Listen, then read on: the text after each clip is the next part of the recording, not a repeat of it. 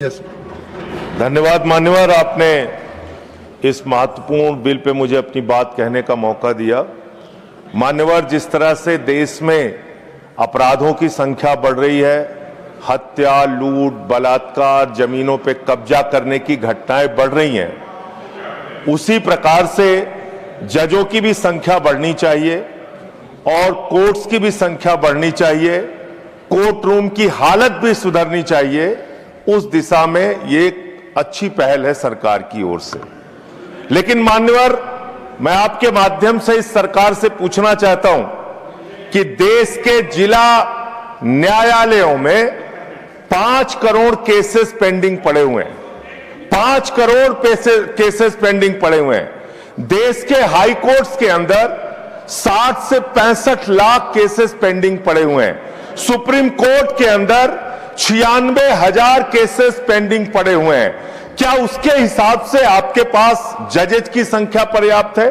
क्या उसके हिसाब से आपके पास कोर्ट्स की संख्या पर्याप्त है? अगर हिंदुस्तान की बात हम लोग करें मान्यवर, तो हिंदुस्तान में 10 लाख की आबादी पर एक जज है।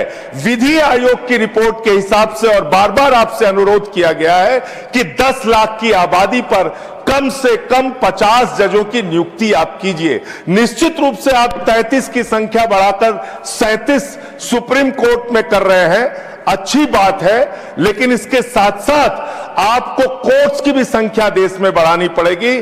और जो आज आबादी के मुताबिक जजों की संख्या है, हर स्तर पे उसको भी आपको बढ़ाना पड़ेगा। मान्यवर, मैं आपके माध्यम से ये सरकार से पूछना चाहता हूं, कांसीराम जी का नारा था, जिसकी जितनी संख्या भारी उसकी उतनी भागीदारी। आज मैं बड़ी विनम्रता पूर्वक आपसे पूछना चाहता हूं, सुप्रीम कोर्ट के जजेस में कितने पिछड़े समाज से हैं, कितने दलित समाज से हैं, कितने आदिवासी समाज से हैं, कितने समाज के वंचित तबके से आते हैं?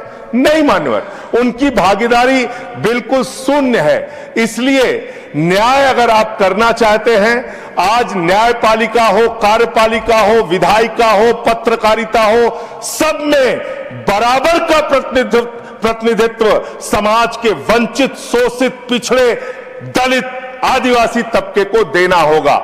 इसके साथ साथ मैं अनुरोध यह भी सरकार से करना चाहता हूं, न्याय की स्थापना तब होती है जब ऊपर से लेकर नीचे तक न्याय करता हुआ दिखे।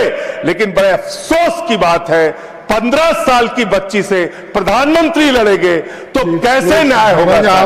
सर, मुझे अपनी बात खत्म करना, मेरा समय बचा है, समय बचा है। मैं कह रहा हूं, बोल रहा हूं सर, आप बोलिए, पर बिल पर खत्म कर, बिल पे ही बोल रहा हूं सर, बिल पे ही बोल रहा हूं, इतनी देर तक बिल पे बोला।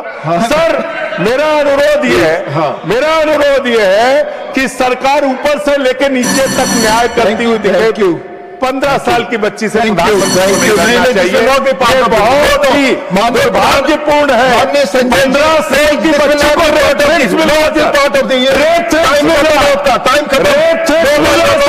साल की बच्ची को कैसे कब का? धन्यवाद माननीय माननीय सदस्यगण, आपको मालूम, प्लीज बोल।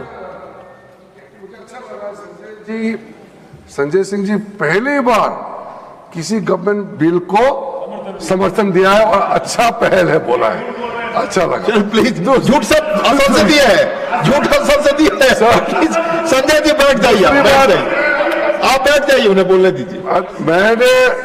मैंने आपको तारीफ इसलिए किया क्योंकि आपने बिल को अच्छा पहल बोला। दूसरी बात, उन्होंने SC ST रिजर्वेशन जुडिशरी में बताया, ये अपॉइंटमेंट नोटिफिकेशन सरकार जरूर करते हैं, नाम तय तो कॉलेजम करते हैं। वहां SC ST का नाम अगर कॉलेजम नहीं भेजेंगे, सरकार अपने आप से नाम ढूंढ करके अपॉइंट कर नहीं सकता है। इसलिए कहीं गलत मैसेज ना जाए कि सरकार SC ST का अनदेखा किया गया है, गलत मैसेज ना जाए, इसलिए मैं स्पष्टीकरण करने के लिए खड़ा हुआ। धन्यवाद।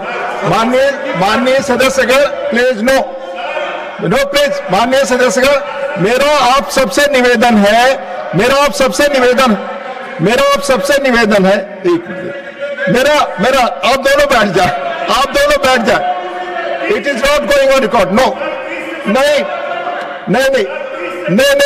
माननीय सदस्यगण, आप सभी अच्छी तरह जानते हैं कि बड़े पदों पर बैठे हुए लोगों के बारे में कोई टिप्पणी करना चाहते हैं तो सब्सटेंसिव मोशन लाना चाहते हैं। अब ये रूल से अवेयर होते हुए भी आप ऐसा करते हैं, दुर्भाग्यपूर्ण है। प्लीज, माननीय श्री संजय यादव।